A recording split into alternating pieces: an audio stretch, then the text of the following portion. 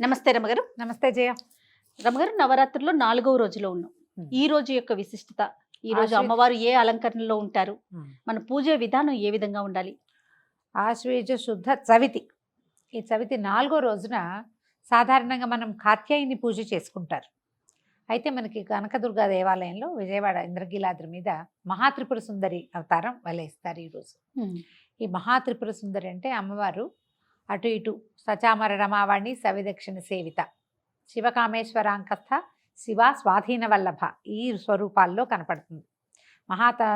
లలితాదేవి అనగానే మామూలుగా మనం ఎక్కడ కనపడతారు, ఏదైనా ఫోటోలో చూసేసరికి పరమేశ్వరుడు పడుకుని ఉన్నట్టు, అవును, ఆయన అంకం మీద తొడల మీద ఒళ్ళో అమ్మవారు కూర్చుని ఉన్నట్టు, అది కూడా ఏమిటి ఇట్లా స్థిమితమైన రూపంతో పాశాంకుశాలు ధరించి, తర్వాత ఏమో చెరుకు విల్లు ధరించి, పుష్పబాణాలు ధరించి స్థిమితమైన ప్రశాంతమైన స్వరూపంతో కనిపిస్తుంది. చతుర్భుజిగా కనపడుతుంది అమ్మవారు.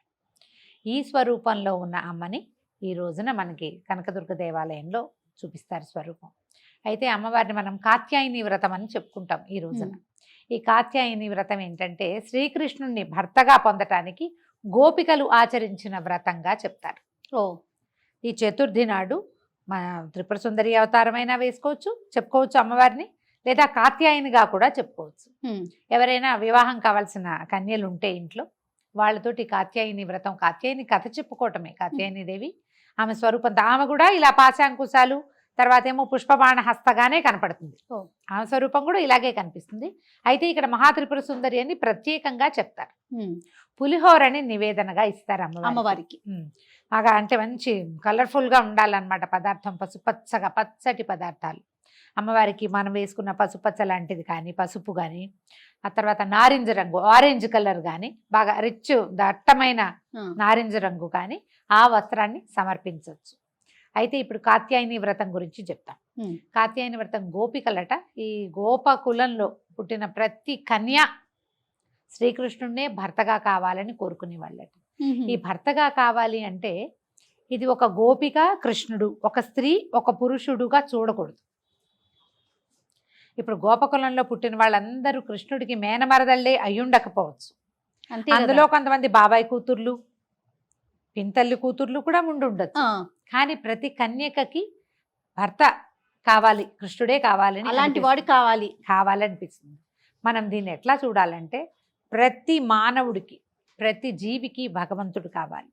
ప్రతి గోపిక ఒక జీవాత్మ, ప్రతి జీవాత్మకి పరమాత్మలో లీనం అవ్వాలని ఉంటుంది. అదే దీని గతి.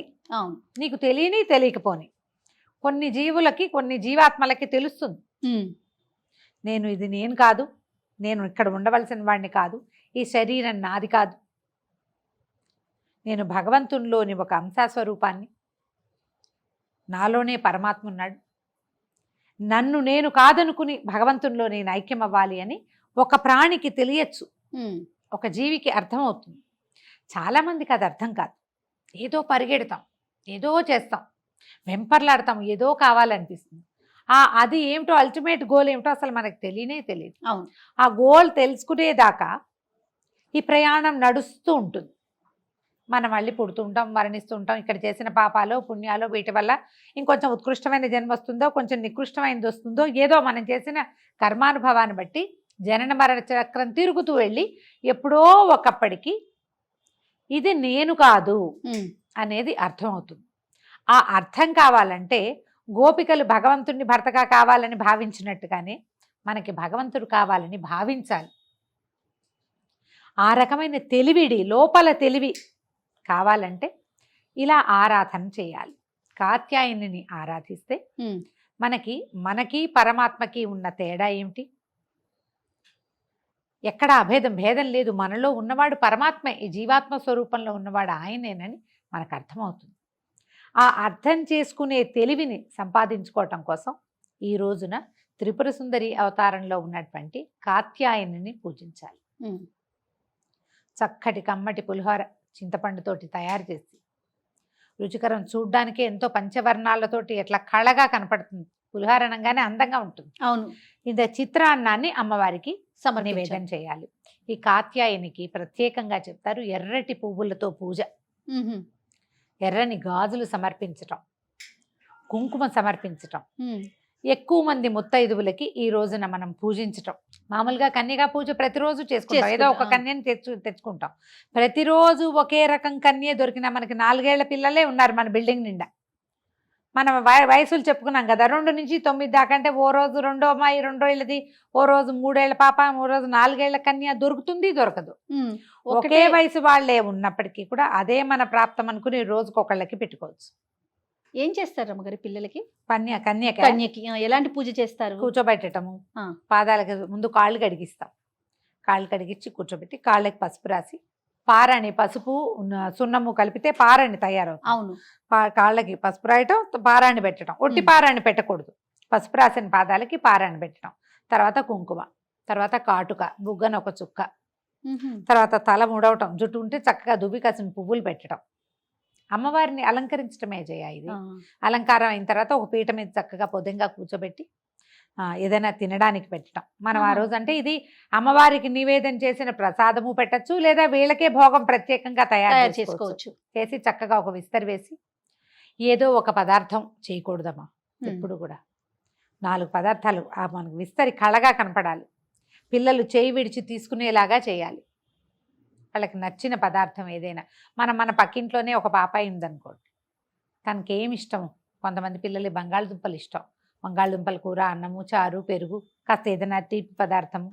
వాళ్ళు అవేమి తినరు, ఏదో ఉప్మా లాంటివి తింటారు, పులిహారే తింటారు పిల్లలు. చాలా మంది పులిహార కనపడుతుంటే పులిహారే తింటామంటారు. పులిహారతో పాటు ఒక పులిహార పెట్టకుండా దాంతో ఏదైనా తీపి పదార్థము, ఒక చిన్న బిళ్ళ పెరుగు, అన్నము, ఇలాంటివి తినిపించడం. ఆహారం తీసుకున్న తర్వాత చక్కగా మళ్ళీ బొట్టు పెట్టి బట్టలు పెట్టడం. ఏదైనా అలంకరణ సామాగ్రి ఉంటే పిల్లలకి సాధారణంగా ముందు అలంకరణ సామాగ్రి అన్నీ ఇచ్చి అప్పుడు భోజనం పెడతాం. ఆ తర్వాత తాంబూలం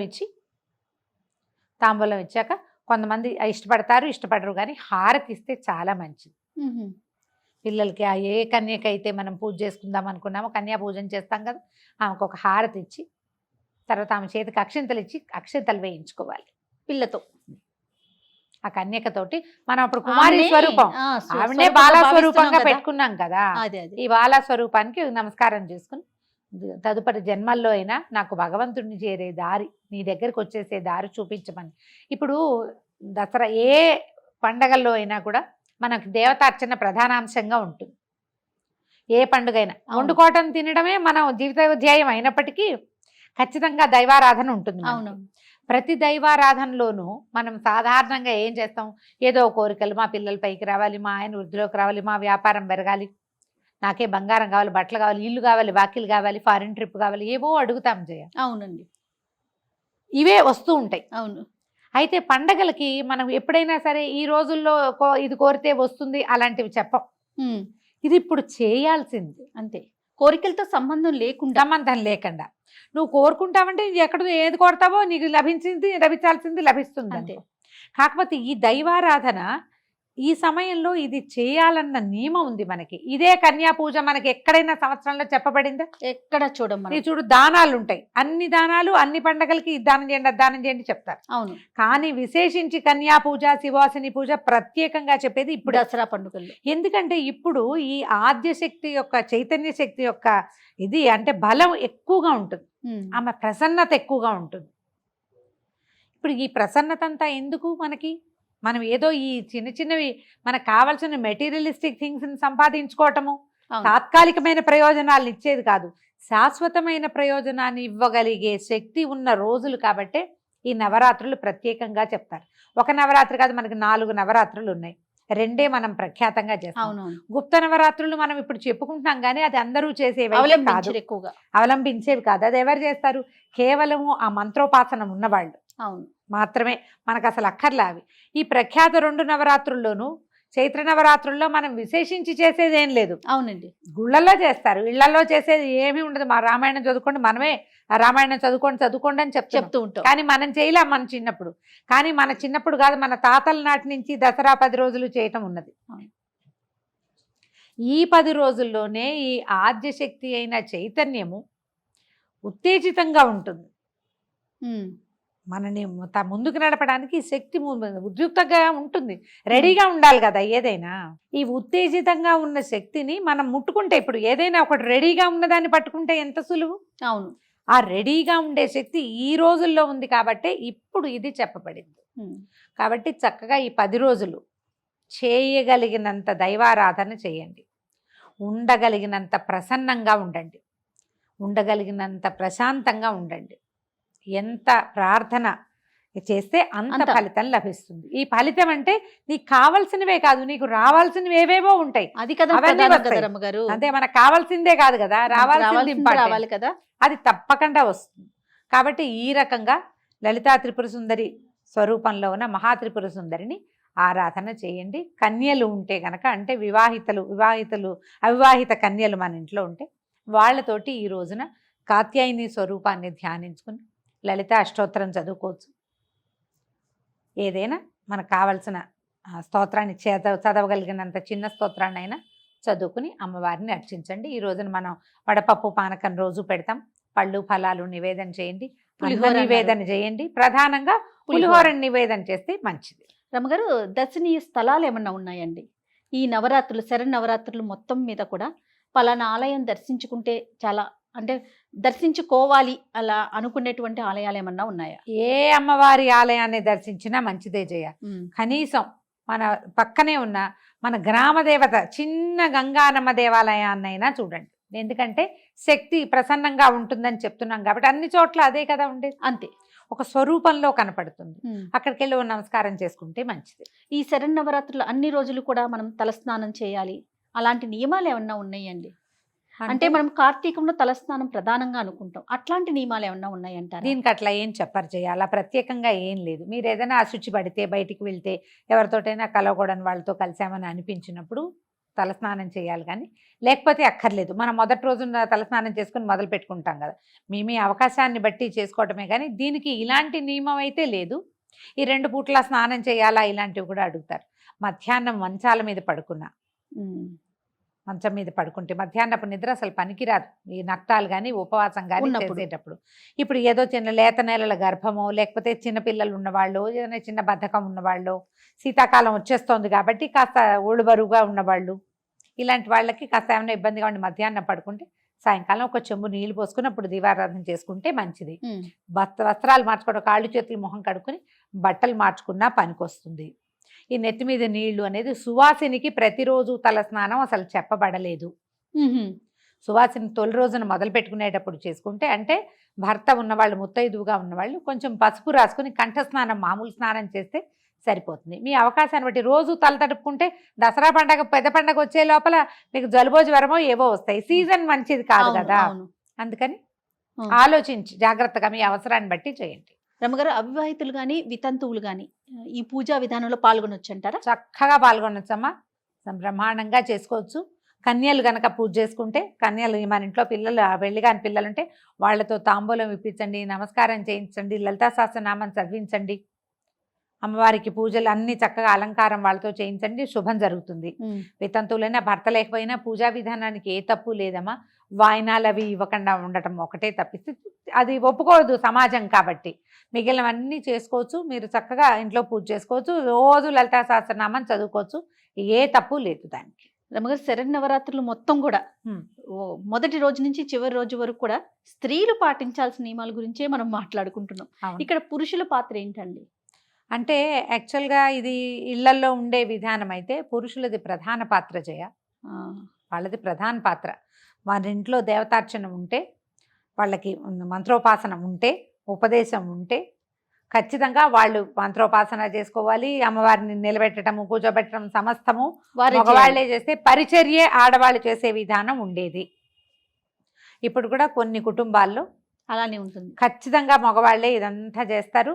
పరిచర్య, ప్రసాదం, నివేదనలు, వంట చేసి పెట్టడము, కావలసిన హారతులు, దీపారాధనలు అన్నీ తయారు చేయటం, పువ్వులు తయారు చేయటం, అమ్మవారిని అలంకరణ చేయటం, కానీ అమ్మవారిని కూర్చోబెట్టడము, ఆమె అష్టోత్తరాలు, పూజా విధానము సమస్తము మగవాళ్లే చేస్తారు. వాళ్ళ ఇంట్లో ఉండే పద్ధతమ్మా. ఇప్పుడు ఇది సార్వజనీయమైన సంగతిగా అయిపోయింది. అందరూ ఇప్పుడు ఇవి మంత్రోపదేశం ఉండాలి, మగవాళ్లే చేయాలి, ఈ రకమైనవి ఉన్న వాళ్ళు ఉంటారు, లేని వాళ్ళు వారు ఉంటారు ఉంటారు కదా. ఎవరైనా చేసుకోవాలని ఆశపడతారు కదా. అవును. లౌకికమైన వ్యవహారంగానే ఇది పరిణమించింది కాబట్టి మనం ఆడవాళ్ళు కూడా చేసుకోవచ్చు, దానికి ఏం పెద్ద మగవాళ్ళు చేయాల్సిందేనని ఖచ్చితంగా వాళ్ళకి అవకాశం లేదు, అలవాటు లేదు, ఆ రకమైన ఆచరణ తెలీదు. అప్పుడు ఎందుకు వాళ్ళని ఇందులోకి లాగటం? మీరు నేర్చుకుంటున్నారు, తెలుసుకుంటున్నారు, ఎవరో ఒక గురువులో టీచర్లు మంచి వాళ్ళు 4 మంచి ముక్కలు చెప్పే వాళ్ళ దగ్గర తెలుసుకున్నప్పుడు మీరు తెలిసిన విధానంగా చేయండి. వాళ్ళతో దండం పెట్టించండి. ఉమ్. మీరు ఇంట్లో పూజ చేసుకునేటప్పుడు మీరు ఏదైనా ఒక నియమం పెట్టుకున్నారు, ఈ రకమైన ఆహారమే వండాలి అని, మగవాళ్ళు దాన్ని గౌరవించినా వాళ్ళు పూజ చేసినట్టే. అంతే. దానికి వాళ్ళు ఒప్పుకుంటే ఉమ్. నువ్వు ఈ పూజ నువ్వు చేసుకో, నాకు కావాల్సింది నాకు చేయాల్సిందేనన్న మాట అంటే ఇక ఏం లేదు, మీ దారి మీది వాళ్ళ దారి వాళ్ళది. అట్లా కాకుండా దానికి వీళ్ళు అందరూ గౌరవంగా ముందుకు వెళ్తే భక్తిభావంతో ముందుకెళ్ళి అలాగే ఈవిడేదో చేసుకుంటోంది కాబట్టి మనం ఇతరత్ర వ్యవహారాలకు దెక్కకూడదని వాళ్ళు కనుక భావించారనుకో, అదే వాళ్ళు పూజలో పాల్గొన్నట్టమ్మా. అప్పుడు బాగా చెప్పారు. వాళ్ళు పూజలో పాల్గొన్నట్టే. అంతే. వాళ్ళే దీపం పెట్టకపోయినా కూడా ఒప్పుకున్నారు కదా, అంతే. ఒప్పించుకోండి అంత మాత్రం. పూజ చేయాల్సిందేనని పెట్టుకోకపోయినా ఇంత మాత్రం ఒప్పించినా కూడా వాళ్ళకి కూడా ఫలితం లభిస్తుంది తప్పకుండా. రైట్. సంతోషం రామ్ గారు, నమస్తే. నమస్తే చేయ.